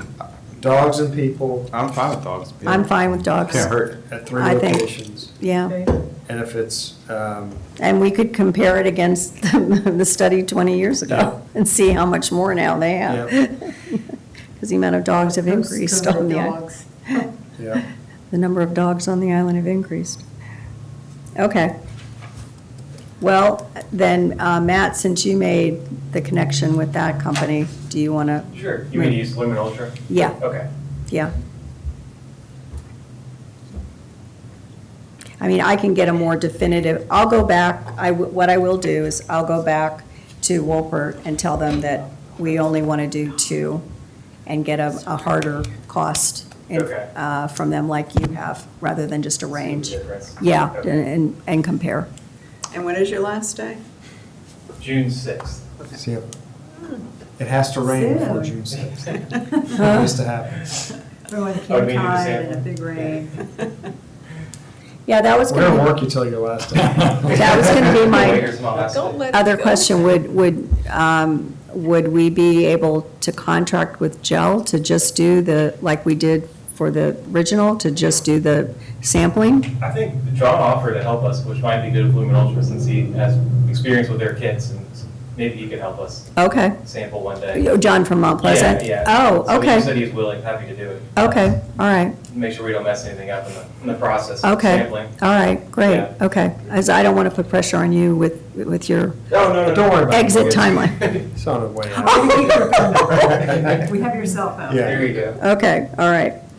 All right, so that's that. And our last old business is the glyphosate Roundup ban, which Eric Sikora has been championing. Yeah. So just to kind of level set, since I don't think we were all here last month, Meeting. Laura had brought up how there's a number of towns and communities banning glyphosate in some form or fashion. I think the motivation behind it is because the World Health Organization basically came out and said that it's probably carcinogenic to humans. Bayer, who owns Roundup, which is like kind of what people think of when they think of glyphosate, has, you know, billions of dollars set aside for lawsuits because they're being sued a lot, you know, by people who have cancer and associated with glyphosate, and they've lost some of those, and they're actually even making a move to remove glyphosate from Roundup in the United States. So we kind of said, well, what should we do about that? And I think there's a kind of low-hanging fruit things, and then there's kind of more aggressive things, and then I think there's definitely a clear line that we probably shouldn't cross, because I just don't think it'll ever get approved, and it would cause a lot of controversy. I think the easy thing to do would be to just ban its use on kind of city-owned and managed property. I think that's something that Hilton Head just did recently. Laura provided a whole list, which y'all were sent of, various cities who've done that kind of thing. That's kind of the thing that I think would probably be the easiest thing to get approved. And we know now from last month that the city's not even really using it that much. They use it in like gravel lots, correct me if I'm wrong here, gravel lots where there's some weeds that they can't, hit with a weed whacker and other stuff. So I think we're basically making official something that's widely in practice anyway. And I would imagine that would be easier to get approved than, that's kind of would be the first step. So if you don't think we could get that across, then I think it would probably end there. But that to me is like a bare minimum step that makes sense. Neighboring communities do it, and it's kind of would be the first thing we could get I feel across. like that should be, as long as Public Works is nodding their head yes. Yeah, we're fine with that. Yeah. Recreation is now using a completely different product. They weren't spraying at all this year, but they have a need for it. So contacted Possums Landscape Supply, and there's plenty of alternatives, and they're trying one right now. It's called arganic acid, which is a sunflower seed extract. And he's been using it. He actually bought it right after the last meeting here, and he says it's working fine. So yeah, that seems easy. So- That seems a lot easier than trying to police everybody's. Well, and yards. so that's a good, so the first, I wrote up a little kind of clause that we would, would bring to council for approval and to kind of go through the whole process. But, it starts with glyphosate is Roundup TM is prohibited for use on city-owned or managed properties. So we could stop there, and I think that would be a pretty non-confrontational, somewhat impactful thing that we could get across. I think the next part is certainly more ratcheting it up a bit more. Robust. And again, we could separate this out, right? Mhm. See how the first one goes, and then wait a year or a month or 6 months, and then try for the second part. But the second part would be licensed businesses on the Isle of Palms that are contracted for lawn care-related services are also prohibited from its use in both residential and commercial applications. So I think the line that we can't cross is to tell a resident, you can't use this on your property, because I think that's when people get really passionate about, telling them what they can and can't do on their own property, telling them what they can and can't buy. And so I think the way to walk up to that line without crossing it is saying, hey, look, like, you can buy whatever you want and use whatever you want, homeowner, but if it's I'm assuming all the people who do lawn care work here have to have a license? Correct. So the way to kind of walk up to the line would be telling the contractors they can't do it. And so that's something that I'd be curious for your take on, Katie, because, it's not going to ruffle as many feathers as kind of the going into the danger zone that I expressed. And then there's the other bit that we talked a little bit about that I didn't include in here is like, how do you tackle wild dunes? Because like there's giant golf courses, and I don't know, does anybody know if they use Roundup? I contacted the Wild Dunes golf course manager, and he's never responded to my email. So that's like a tertiary thing that I also think is probably from a, just in my opinion, seems less, banning it from, I don't know how you'd say it, but like non-residential dwellings on, wild dunes or, because it's not city property, it's not public property, it's like. It's zoned as residential though, or as Well, like- Yeah. It's recreational. resort, right? It's resort. recreational zoned, You just. So you could say, recreational, yeah, so you commercial. could say, recreational it's facilities. prohibited from use on city-owned or managed properties and recreationally zoned land, something like that. I think that's actually cool, because then you ratchet, you've just got a second piece in that I think also sounds pretty non-confrontational, unless you have people whose properties are on the golf course. Yeah. And they're using a lot of it, which wouldn't surprise me because it's super effective. So we need to find out how do we find out if the golf course uses glyphosate? Well, Scott products? Ferguson is who handles the golf courses, so I can try emailing him again, and he'd never responded to my question as to whether, I mean, Robert, didn't you seem to feel that they wouldn't be using a lot because, I mean, they're in the business to grow nice grass, so I Yeah. think that is to kill vegetation. Like sand traps, would they break? Doesn't kill the Usually the grass. waste areas. I know they're redoing the harbor course and they kind of wiped out these hills of overgrowth and replanted stuff, and I'm pretty sure they did Agent Orange on it at that Right. point. I'm sure they use it, Yeah. just not on the greens. I mean, That they makes may sense. use it in the sand traps, they may use it. Because if it on gets, other rough if you drive areas. across it in your golf cart and you drive out in the fairway, you kill the grass, so they Right. have to be Right. selective about where they use Is it the it. advantage, though, it kills the weeds and not the grass? No, so that's not, I was talking to Roundup is someone- non-selective, so it'll kill every Okay, selective okay. weed, Yeah, or will it's- kill selective. So maybe they don't use it. I mean, can try again, I think can that's try Terry. I'm again. on the committee with Terry. Oh, that's right. Yeah, I'll ask Terry. I mean, this is just Okay. Google AI, but I use Weedman for my yard, and it says that they use both pre- and post-emergent weed control methods that employ products that prevent weeds from germinating before they emerge, and products that target existing weeds, including those containing glyphosate. That's just going by just good old-fashioned. I mean, I know for a fact that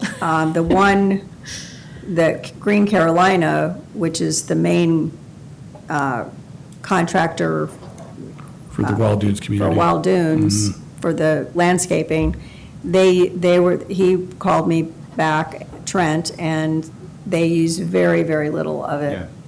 So again, it's making official kind of a practice that's widely in use. It probably gets rid of a little bit, which is good. And I think the recreationally zoned language would cover more, but we'd have to find out. I don't golf. I don't know how, like, if golfers care about that kind of thing, and just thinking about like how residents would respond to that recreationally zoned piece. Certainly, well, the rec is city-owned, so that would be covered. And then the contractor bit, Katie, what do you think? I mean, that's why I looked that up, because I'm just curious, I mean, how do you police that?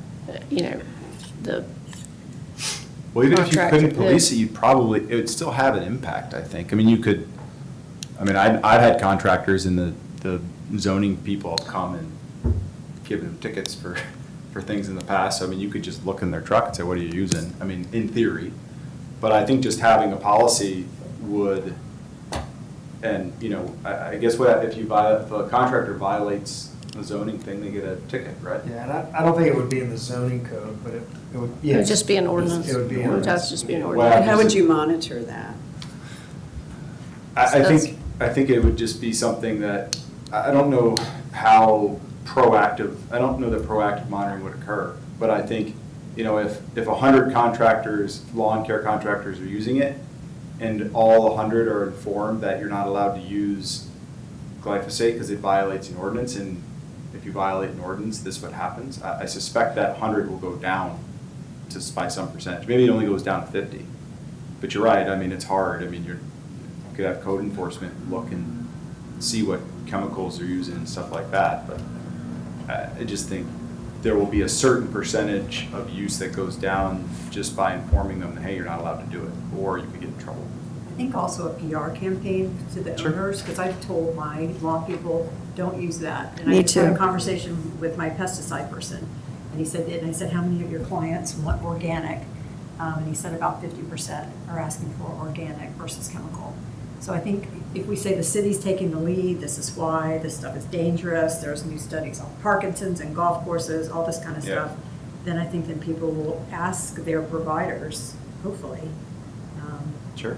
and have a preference.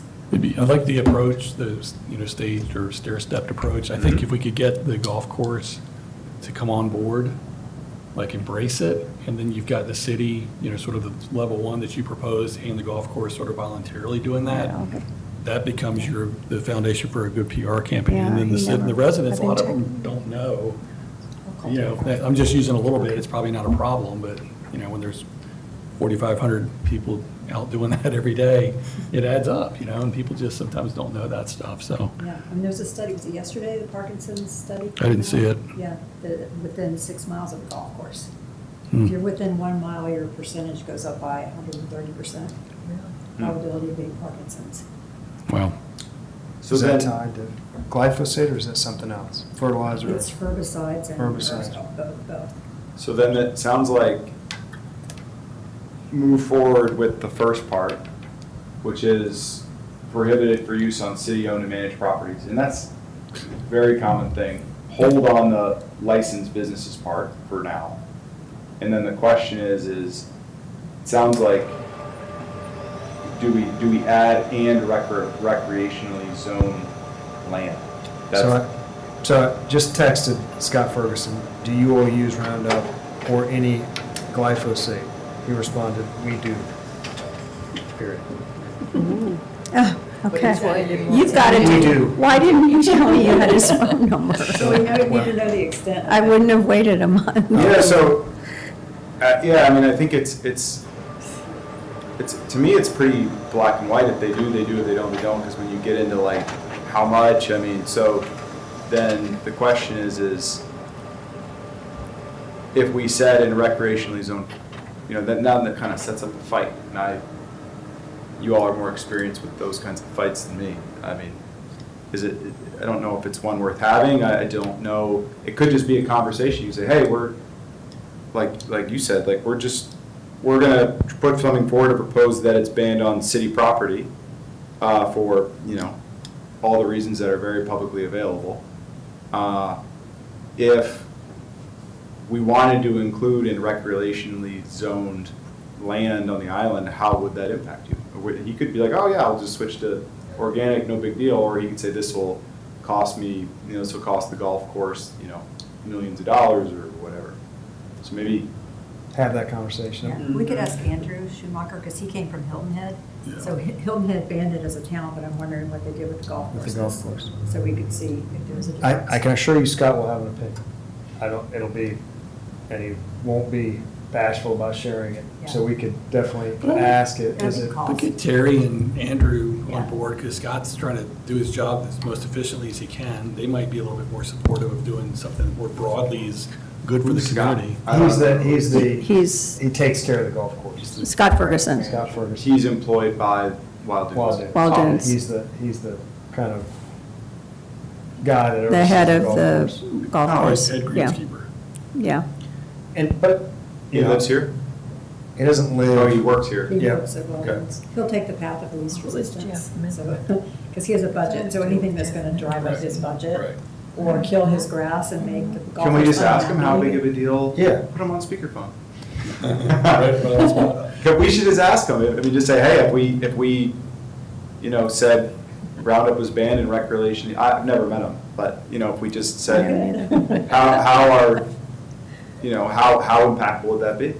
Do I put Scott on Yeah. Oh, I was kind of Let's kidding. give a but you quick can- question. Go ahead. No, don't do that. No, No, don't put him on the I would spot. send him a Okay. text. One-on-one. Text him. I don't know that he will, kind of like Robert just said, we do selectively, but it's just not a big deal if we don't. If he's doing it in parking lot, like in the cracks in the asphalt, he probably won't care. Yeah. So, We can have that conversation. then I guess, How would you all feel, and just thinking through, we've got lighting coming to pass, we've got got a lot of recommendations out of a matrix. How would you feel about very publicly saying, we're not gonna do it on city property? We're, investigating its usage throughout the island. It's gonna be considered. And in the meantime, just do a public information campaign. I don't know how. And no ordinance? You're saying just make the decision that it's Just a make the policy? decision. I mean, we could do that. City can do that for Yeah. city property. Yeah, without and we could, ordinance. Robert could do that now. Yeah, And publicize the issue. yeah, Uh, Have conversations with Scott, yeah. Put him And on see- IOP TV, yeah. Robert could be like on YouTube TV on the IOP channel. I feel like I do still hear a lot that people, to me, like the native garden was the greatest thing since sliced bread, and people will say, well, the city should think about doing a native garden or something. I don't know, so stuff definitely doesn't permeate through the Yeah. community, so Yeah. I don't know how you get like every person to know and to read it about it, and maybe what we're doing, and this is kind of a Maybe bigger newsletter. problem. Should we do a Right, news, there's the Isle should of we, Palms newsletter. yeah, should we do something with, in the Island Eye and also Yeah. in Island Vibes? Yeah. Do an article? Maybe articles. An article? When you were saying Okay. newsletter, are you speaking of the city's newsletter? Yes, the IOP. I mean, It just went out. you feel like that gets widely read? I think with the residents, it would, but I don't know about, people who just moved here perhaps. I think I'll, Maybe all three? Yes. Try to do All that. three. Do Yes. all All three right, so- publications. I can help spearhead it, but who else do? I And we'll can work with you. learn, we'll talk to Cindy And they can Scott. help you. Yeah. And that puts some About pressure what on it the would golf take. course if they're not. All right, then now. let's, yeah. Yeah, I mean, even We'll if we pick a care. date Maybe after. like it's totally fine if we do that.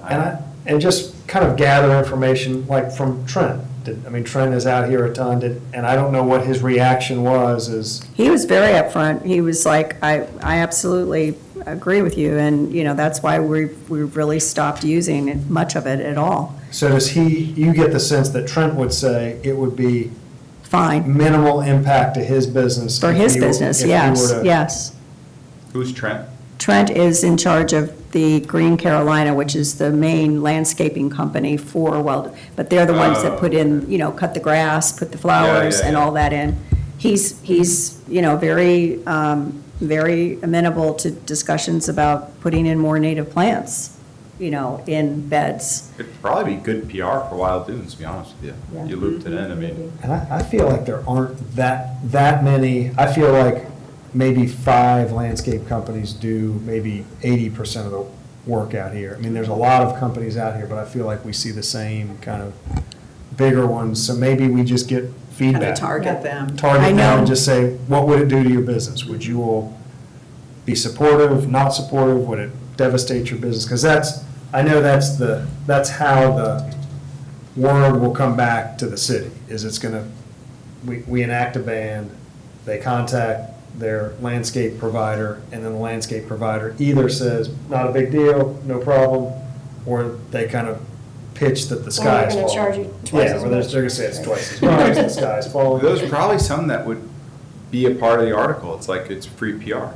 It's like, Plus yeah, it's we protective to don't, we them. I don't, mean, we that's don't, we the don't no. use it They don't because wanna of use the it potential because, dangers. yeah. They walk in it, they inhale it, it's. So if you Yeah. did like an Island Eye thing and you got testimonials or quotes from the top 3 Well, like. contractors, you got Trent- one. Trent. I know Wolpert, which does our little community, the Lynx Clubhouse Villas. I've talked with them, and they were like, no, we don't use Roundup. We do not use Roundup. Didn't our guys, who is our, Pleasant Places. and they're, Yeah, they don't, I think they stopped using it in other municipalities too. they just stopped prior to, if we use it, do we use it through them? Yeah, I would have to tell them. If we were to use Roundup, and when we did in the past, I would direct Tell them them. specifically. Yeah, they never came through and just started spraying everything. I think you need to say glyphosate, though, not just Roundup. Because Yeah. I said that to my guy, and he's like, oh, no, I use Terminator or something, Yeah. that sounds horrible. And it turns out that's glyphosate. Oh. So, And then he said that the residents, half of them prefer that it be organic. And I said, well, what's the difference? And he said, well, the Roundup's just fast, right? It's just, Yeah. It's cheaper. It's cheaper and faster, but the others is fine. Right. You just have to request it. Eric, there was something in the Hilton Head, I don't remember exactly how it was worded, but it said something like Roundup is prohibited unless the city allows it. I don't remember that, yeah. It does, if you can't kill it any other way. Oh, it has a It allows for caveat? A caveat. Yeah. So I couldn't, no, it's a question more than a suggestion. I don't know how they determine when that exception kicks in. I'm not sure I'd want it to be in there. And then it Do you also think you said need you an can't have exception? things that contain carcinogens. If we're doing a policy, it doesn't matter, but I was just curious how, what's their trigger? Yeah. At what point do they go, okay, you can go ahead and use the bad stuff, but. Yeah, I'd say let's start with the city and talk to Wild Dunes Yeah. and see where we can Yeah. get from there. Okay. And then the Hilton Head thing was pesticide and herbicide, so it was also mosquitoes and rodents and bugs. And do we want to go broader or just start with? Glyphosate's Grass. the one that's really easy to pinpoint. I mean, even glyphosate is, I mean, if you, like, for example, while the World Health Organization says it's bad, the US EPA says it's not necessarily bad. Yeah. So it's like it gets into he said, she said, even with glyphosate, which is like number one on the list for being, in terms of when you read articles or Google, like, what's carcinogenic and what's not. I feel like I'm agnostic, really. I mean, it could. Start there. It's a lot cleaner of a message to start with, glyphosate, because you're right, though, there's probably hundreds of different things that could be All kinds of chlorines. considered and- carcinogenic, but I feel like going after the one, it's a real clean message, it's one sentence as a policy. I don't actually think it matters if it's ordinance or not, because as has been brought up, it's pretty hard to enforce, so it could just be a nice. Well, and if the ordinance is just regulating the city, then the city just doesn't need to do it. Yeah. If be passed That's how a law that only that's how applies you to- regulate it, because the city knows what they Yeah. can and cannot do. Does it take, how is that decided? So if the city wants to not do it, does that have to be, I mean, I think Approved or- we've just, is It's it? I think we've happened. just Oh, decided it's not to done? do it. Okay, all right. But I think it's done as part of a broader kind of publicity. I mean, I think what I'm hearing is. I think we make a statement. We that make a this is- Make a statement, we statement, do yeah. kind of 3 City is articles. committed to not doing this on our property. Because of these reasons, And there's, so- the committee is investigating its usage on other properties, looking through what contractors, kind of looking into Got it. how widely it's used and may be considered alternative routes to eliminate it or An idea reduce it. for the contractors would be to do sort of a leveling, level 1, level 2 green certified by the city. Level 1 would be not using the bad products. Level 2, maybe you're using electric instead of gas. Maybe there's That's some kind of a another- program like that. Yeah. That we was could in the give- Hilton Yeah. Head document. Was it? Something like that? I didn't make that up. I read it somewhere. The- No, it's a great idea, but I think But that yeah, there so was just, something like that instead of in trying that to do document. that, sort of, it's the carrot instead of the stick. It's, encourage people and give them some recognition. And then residents can look for a level 3 certified landscaper, know that they're, bringing good stuff to the property. Yeah, I know Sullivan's Islands happens to be now talking about the gas power, or the Yeah. battery powered Yeah. lawn tools, and, we had a similar discussion years ago, but they're doing that now, and they're having that discussion, so might be I think it's, percolating idea yeah, again. it's been a kind of, again, a low-hanging fruit idea Mhm. in my list of things to try The and, real mower with the. Yeah, very old school, yeah. yeah. So, yeah, the EPA categorizes, level 3 is caution, level 2 is warning, and level 1 is danger. So that's their pesticide classification. So similar concept, but. Yeah. Okay.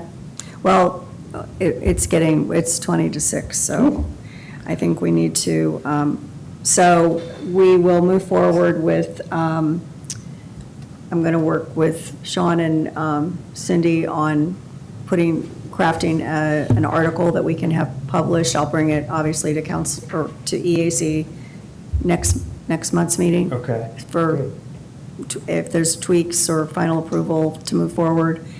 And we'll get some community information out there. I think that's good. I mean, and it's great for the And city. educate, It's good yeah. PR for the city. Yeah, it'd be, yeah, and an education. And Cindy, are you going Type to of take point on campaign. trying to get Wild Dunes to jump on Yeah. board, kind of be part of this? Yeah. I'll talk to Terry and see what they're Yeah. doing and how hard it would be to switch. Okay. Because that would be good PR for them, too. It would be. It would be a nice, there's always been a push-pull with the resort, and this would really make a nice, positive statement to the community that they're wanting to do something, the right thing, if you will. Okay. Can you talk to the groundskeeper? Yes, yep. What's his And- name? Scott Ferguson. Scott Ferguson. We happen to Everybody be, knows him. we happen to be in very steady contact with a drainage barrier Ah, project, so Got it. I now Oh. talk to him kind of daily. Okay. Cool. All right. New business recommendations on the matrix. Yeah, and I would say, just for the benefit of this group, there's not really anything to do tonight on this, but the council Tuesday night reviewed the entire matrix and approved the kind of assignment of various tasks to each committee. This committee has a good number, maybe 50-ish. I don't have the number, but a lot of environmentally based recommendations that will be assigned to this committee for just review and recommendation. I think that we can, all committees are starting their assignments kind of now or really in June. So what we will try to do is organize those tasks kind of in like initiatives, and then hopefully kind of methodically roll them onto your agendas for review and consideration. So that's going to be work that I think all committees, including this committee, will be working through for the coming months, and there's a lot to get through, so. And Douglas, I assume there's a step to take all of this and kind of synthesize it and then spit it out as initiatives, take, these 5 are similar or whatever they might be. Is that a separate thing that we should be doing outside of this meeting? Like have a working session to kind of come up with what our plan would be? I think you've done that. Well, I took a stab at it. Are we in agreement with that? Yes. All right. Yes, I so was we're going to going ask the same thing, because it seems like we need just some huddle time, or, I don't know, brainstorming time to organize and figure out what the action items are. I think a working session would be good, yeah, okay. and then we can figure out what. So you want to start, maybe step 1 is go through all of them, kind of go through because they've been assigned, actionable or inspirational, they've been assigned a budgetary, it's a high dollar item or it's a low dollar item, it's been long-term, short-term, middle-term kind of initiatives. So we can, and I think that a lot of committees will say, let's start with actionable, cheap, high impact. Right, so it Let's can be kind of sort, filtered. yeah, we'll kind of sort her down to those. I do think, though, that they've been, the things that are linked together and similar, I think we'd want to kind of package those and look at them all together, those that are linked Right. at once. Right. But yeah, But also kind of front everybody's a- starting that in June, so maybe that's our first, is a working session with the matrix and just talk through how In you lieu of want the to. next meeting or in addition to the next meeting? I would guess. say at the next meeting. Okay, I was proposing we do a working session before the next meeting. Just find some time where we can meet and go through that, if that's okay to do that. Are we You allowed want the to whole, meet? you want the whole committee? Yeah, if possible, or set it up where everybody can attend and then, get a majority hopefully. I think there's also taking some of the things we've been working on already might funnel into some of these initiatives or ideas we've been kicking around. Yep, So I it's just agree. sort of a reset opportunity, and then we can prioritize the things we want to tackle and, like you said, knock out the ones that are high impact, low cost. But if we have a working session, does it have to be notified? Yes. Yeah, it would be a Okay. full, full meeting. So So you can't have an off-the-record discussion? No. Okay. Executive No, I session? mean, You can have no, three. definitely no, What you could do is have a subcommittee, Okay, if there was a subcommittee. Yeah. of 3 people But I that think met Todd's- to do that and bring it back as an agenda. Oh, Because then okay. you wouldn't have to have a meeting. With You wouldn't have to have everybody. a publicized meeting, like if 3 of you could work on it, because, 9 But you of you working couldn't have on a it might be a quorum. little bit cumbersome. 3 of you bringing back a yeah. recommendation might be an easier pill to swallow, Okay. just for thought. Somehow, we get to taking this stuff in, process it, spit it Yeah. out, and have sausage. Yeah. I'm okay with that. Is 3 a magic number for subcommittees? yes, for It the, is. for, If you not have a, not a 4. quorum. So it Yeah, cannot exceed. that's correct. Okay. Do you prefer to do it that way? That's, works for me. I don't have a Yeah, problem with that. I think Or we so. could do a public, It makes open it to the more public. efficient when we get back Yeah. together. Yeah, I don't have a problem. I can do either. I just don't want to wait till the next meeting and start Yeah. having that Right, I because conversation. agree. it's going to I take- agree. And then next thing you know, it's August, Right. September. Yeah. So I'd be okay with a subcommittee. Well, I'm willing to volunteer to be one of the 3. You are. I'm willing to volunteer not to be one of the 3. It was your idea. Yeah. And you started the initiatives. Yeah. So you're assigned. So I'm being I- I punished? am You're being volunteering. punished. You're being punished. Do you not want to do it? No. I don't wanna do it. All right. No? No. Is there another? I looked at the He's been data. tasked. I'm having enough. trouble making it come up clean, like clean lines. Someone with fresh eyes will do a better job than I will. Okay. So you've actually done your work. It's not that you're not willing to All right, I did my. participate. You've I done, already you've just did already the tax. participated. Do you Okay. have a the tax. spreadsheet that we Yeah. can Yes. take? Okay. Yeah, and I guess I haven't sent it to you in Excel. It was in. a Yeah, packet. So I I'll- could send, Yeah. because I haven't even. Isn't it on the web, the IOP.net now? Isn't it available there? I don't think as a, There was a, when we publicize it, it's always as part of a packet, so it's in a PDF format. the newsletter just said you can go out and go take a look at the list or something. I think Didn't that's I see the it in our plan last itself. packet? That is the community enrichment Oh. plan. Not the Yeah, list. there's Not an Excel the kind of version- Excel of stuff. searchable and Okay. everything else. But I'll Yes. I'll send the matrix to everybody Okay. In Excel. in Excel. Laura, I feel like you're on every subcommittee. Do Well, I you want to can- let I other can- people? Yeah, I mean, I can take myself off. I I'm just happy to being, volunteer. I can. But you might, now with Todd back Yeah. now, you might have to. I might have to. Anybody else? Cindy volunteered. I'm happy to as well. Sean All right, volunteered. so, You're volunteered? No. Oh, No, sure. he's very clearly not volunteering Oh, on you're this. No, recusing I'd like to see yourself. some diversity All right. on the team there. We can pick up where you What left about- off. yeah, So what you about try Eric? to do buckets and you can't figure out the buckets. and I it goes just, in. He the did way a I'm great looking job at with it, buckets. it's, I could slice and dice it 100 different ways, and I couldn't land on one that just was like, this is the answer, so. He did a great job. would Eric Someone be else willing with to, the buckets. Already. Sure. So Okay, we can so- See what Thank you you. have. so We Eric might not have a lot to do. and Cindy and Sean. Okay. Okay. Is that good? All right. Thank you. And I just have this is a stupid question, and I should have checked. Was the council meeting on Tuesday, was that their monthly? That's their workshop. Their workshop. So is next week the, Next- The week after. The week after. Yeah. The last. okay, so it'll be Tuesday. after Memorial Day weekend? Yes. Yeah. Yes, right okay. after. All right. So under miscellaneous, I was going to offer to, I feel like it would be nice to update council on the work that we've done and are in the process of doing. And just do, and in public comments, just do a 3-minute, We can give you more than 3 minutes. okay. I mean, we can Yeah, just I make, we mean- can make you a present. Special A presentation. special presentation, thank you. okay. We're So I- planning next month. What? Planning commission's coming to do the comp plan next month. In June. In June. But I think she's saying. I'm thinking May. Like She's two, saying di- May. Oh, she means May. May. not, yeah, in 2 weeks. a Yeah, week and a in 2 half. weeks. You'd be Okay, prepared to do that? Yeah. That quickly? yeah, Okay. That'd Sandy be great. Sandy Yeah. did something last year you could use as a template.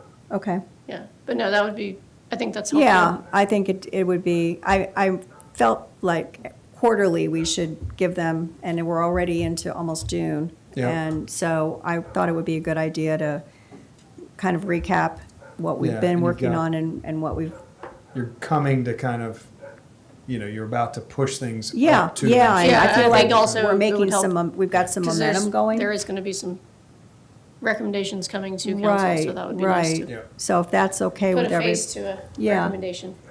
if that's okay with everybody, I would like to do that at the next council meeting. Nicole, you'll put her as a special presentation. Yep, got it. Okay.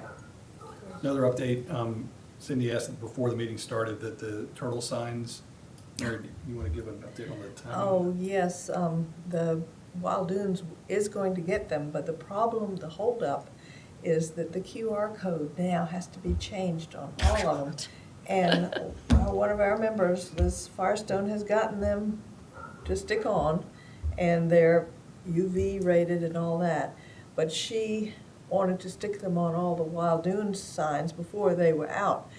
The beach services officers have agreed to take Liz and her daughters as a project, the whole length of the beach, and they're just gonna run out and Oh, okay. replace them, and so that should be done pretty So is soon. that, we can't change did that direct to the city's website? No, it directed to the Turtle Team. Oh, okay, And told okay. people what to call, who to call if there was a problem or if they saw hatchlings. Because we had the or same not. thing with the native planning garden, but that was Yeah. a result of. That was the city's one, but But we this is we the were able Turtle to- Team link on Okay. these, on the turtle signs. So when are the signs being installed? She said that the QR code stickers had arrived.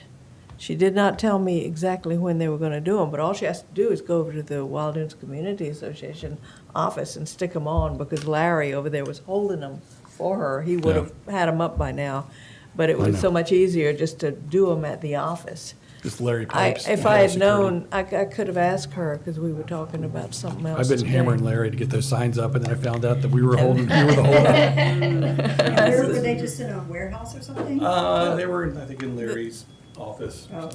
Well, the city gave them to Larry. Right. Yeah, because Amy said that there were some left, yeah. But he promised me he'd get them up by the end of April, and when they weren't up, I was like, where the hell are the signs? He said, It's your Mary- fault. Mary Pringles told us not to put them up yet. I said, "Oh, okay. Sorry. Sorry. No, I think Liz did, Liz Firestone, she lives in Beechwood East. And then Mary, just Okay. curious, Don't blame like, me. what do you do if there are hatchlings that are coming up where the beach renourigement's going on? Like all Well, the, that's, you know, the trucks and the. well, there are Those no will be hatchlings moved. yet. I There's no mean, we just had our hatchlings, first okay. nest laid yesterday. Yeah. So there won't be any hatchlings till the end of July. But those would be moved, right? Those, if they Oh, nest yeah, down there, they'd be yeah, moved. we're doing a yeah. turtle survey, and I talked to the contractor up there this morning, and he said it's gonna be delayed another week. Next week, it should be Thursday. wrapped up. So Thursday. it was supposed to be mid-May, so I was hoping the end of this week, but he told me that the problem is, there's so many people on the Yeah. beach. And the that trucks have it's- to go slower. The trucks have to go slowly now, and it's slowed down the whole It's process. crazy. I wish they could just walked close yesterday, off The that- beach chairs are right there. The trucks have to like swerve around the beach I wish they chairs. could close off the beach for another week and just get it done. I don't know why Because they just sit we and do all had, that. we had a turtle crawl up at the Citadel Beach House today, and I'm afraid next one's gonna go right in there. And it's gonna hold them up again, because we'll have to get out there and get the eggs out of the way. But you don't know anything more, except that it's been delayed a week. Thursday. We're I not trying to talked- go A week past. from today. A week from today. I talked to Layden yesterday. 'cause Landon. Landon. I was Yeah. up on the beach. My husband was counting trucks. And I talked to him and told him I was on the turtle team, and I said, are you thinking you're still gonna have to go back up to Ocean Club? And he said, nope. He said, everything we're gonna be doing between now and the end of next week is all gonna be down at for Beechwood Yeah, I East. told him to let me know if they were gonna go back up there, because it's a whole different set of Yeah, people I know. involved. But I emailed the people in the beach house to 49th Avenue this afternoon, you're not in that group, No, and told them, look, we've got another week, yeah. even though I told you I lied about this week. So I hope it, High tides have hurt them too. yeah. That It's not going out far enough to let them get out. So Yeah, they the can't- time's been. They have, yeah, he said that too. Yeah, I told 'Cause him you we go- had our first nest, and he got really scared that there could be something up there next time, because the turtles love Beechwood East for some reason. I don't know why. It's not beautiful a, not a there. good That's place for them, though. Not beautiful. now. Always Okay. erodes. Thank you. Well, I'm going to make and a movement to adjourn. Could I have a motion that we adjourn today's meeting? And we Motion will be to- meeting on Thursday, June the 12th at 4 PM. That's going to be our next meeting date. Hopefully, there won't be any switches. Motion to adjourn.